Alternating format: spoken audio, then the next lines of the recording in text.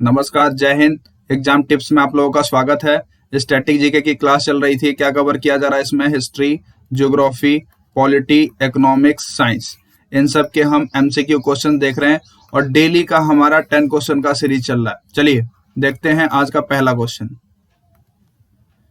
In which state India Kamakhya temple is located? Bharat के किस राज्य में कामाख्या मंदिर स्थित है?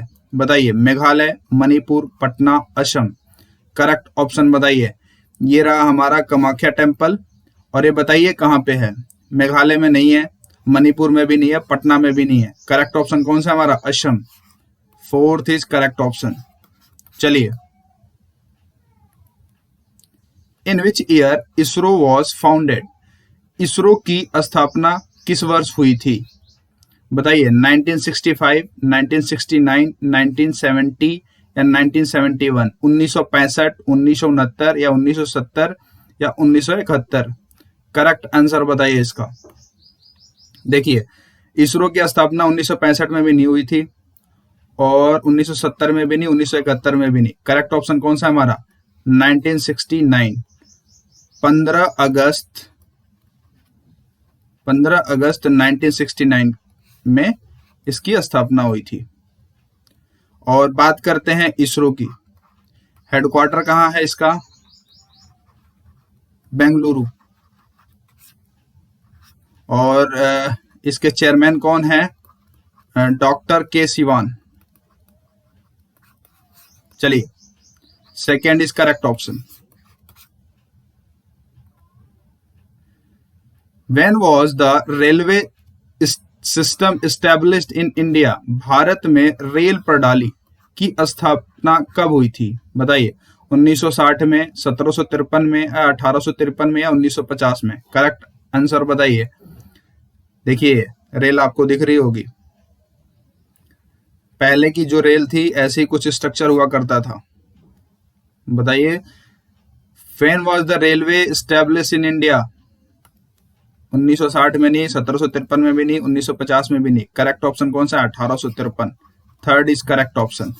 और ये हमारा 16 अप्रैल 1853।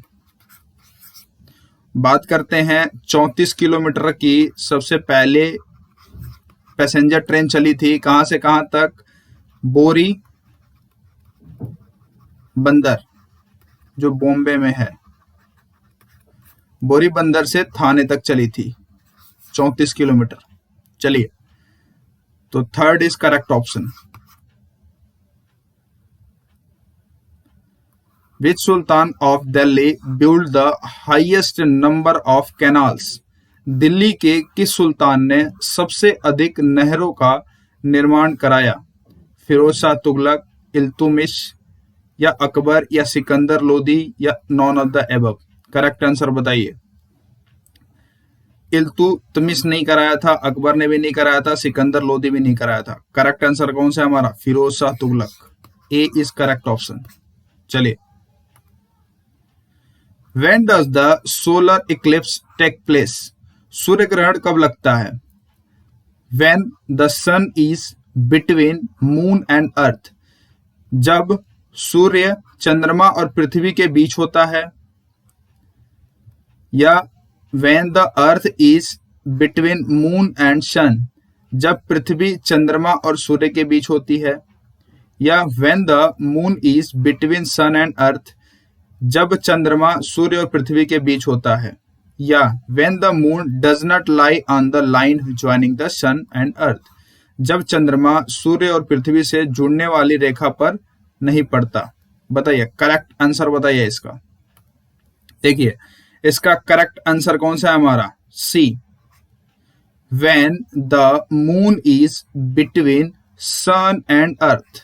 ये आप लोगों को फिगर दिख रहा होगा। यहाँ सन है और बीच में मून आ जाता है और इधर अर्थ है। तो जो सन की लाइट आती है ये मून पे आती है, बीच में आ जाता है।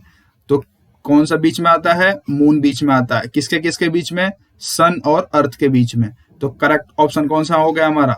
सी। जब चंद्रमा सूर्य और पृथ्वी के बीच होता है तब क्या लगता है? सूर्य ग्रहण लगता है। चलिए, C is correct option. Which of the following river of India crosses the tropic of cancer twice. Bharat की निम्नलिखित में से कौन सी नदी कर्क रेखा को 2 बार पार करती है, 2 बार कट करती है? बताइए, Mahi river, Ganga river, Yamuna river या none of the above? Correct answer बताइए, कौन सी रिवर है जो ट्रॉपिक ऑफ कैंसर को 2 बार कट करती है, 2 बार क्रॉस करती है? बताइए, करेक्ट ऑप्शन कौन सा है हमारा? गंगा नहीं है, यमुना भी नहीं है, करेक्ट कौन सा है? Mahi river. A is correct option. पहले तो मध्य प्रदेश में कट करती है, दूसरा कट करती है जब वो राजस्थान की तरफ जाती है, गुजरात में एंटर करती है, तो सेकेंड टाइम, फर्स्ट टाइम यहाँ पे और सेकेंड टाइम यहाँ पे, तो टोटल 2 टाइम कट करती है, क्रॉस करती है ट्रॉपिक ऑफ कैंसर। चलिए, तो ये हो गया हमारा A is correct option. Gandhi Irwin pact happened in which year? Gandhi Irwin समझौता किस वर्ष हुआ था? 1900, 1931, 1945 या 1940? करेक्ट आंसर बताइए। गांधी इरविन समझौता 1900 में नहीं हुआ था, 1945 में भी नहीं हुआ था, 1940 में भी नहीं हुआ था। करेक्ट आंसर कौन सा हमारा? 1931, 1931। चलिए, women's university was founded in 1960 at which of the following place?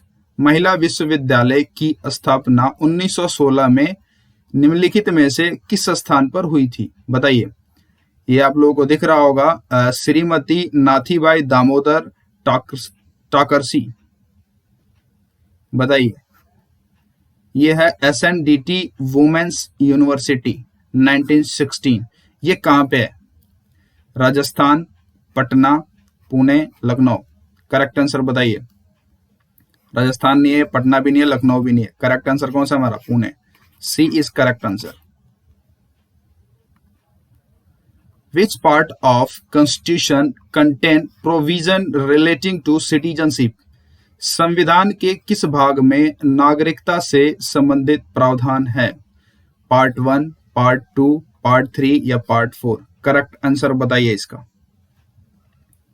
देखिए, पार्ट 1 में नहीं है, पार्ट 3 में भी नहीं है, पार्ट 4 में भी नहीं है। करेक्ट आंसर कौन सा है? पार्ट 2। पार्ट 2 में सिटीजनशिप, नागरिकता के बारे में है, पार्ट 2। और पार्ट 1 की बात करते हैं, इसमें क्या है? Union and it's territory. और पार्ट 3 में क्या है? हमारा फंडामेंटल राइट्स।